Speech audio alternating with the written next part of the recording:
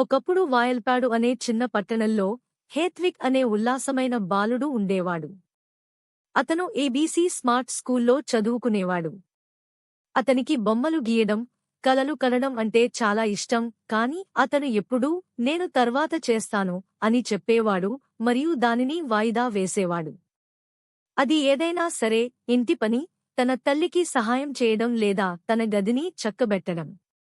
హేత్విక్ ఎల్లప్పుడూ కార్యకలాపాలను వాయిదా వేసేవాడు మరియు చివరి నిమిషంలో తొందరపడతాడు. ఇంతలో ఒకరోజు ఏబీసీ స్మార్ట్ స్కూల్లో వారు డ్రాయింగ్ పోటీని ప్రకటించారు. హేత్విక్ డ్రాయింగ్లో మంచివాడు కాబట్టి అతని కళ్ళు వెలిగిపోయాయి. ఆ డ్రాయింగ్కు మంచి ఆలోచన ఉందని అతను భావించాడు. కాని ప్రారంభించడానికి బదులుగా అతను తనలో తాను, నేను రేపు చేస్తాను అని చెప్పుకున్నాడు. అతను మొత్తం వారాంతంలో కార్టూన్లు గడిపాడు. పోటీకి ముందు రాత్రి అతను భయపడ్డాడు. అతను వేగంగా డ్రాయింగ్ గీశాడు మరియు తొందరపడ్డాడు. దాని కారణంగా అది సరిగ్గా రాలేదు.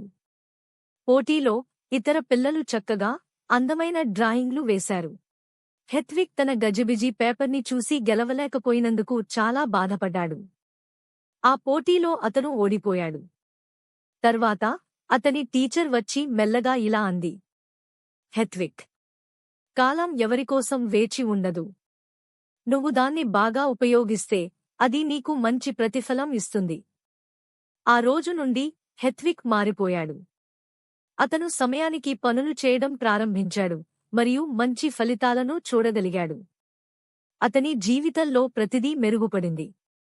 అప్పుడు అతను ఒక విషయాన్ని గ్రహించాడు: మనం సమయాన్ని తెలివిగా ఉపయోగించినప్పుడు గొప్ప విషయాలు జరుగుతాయి.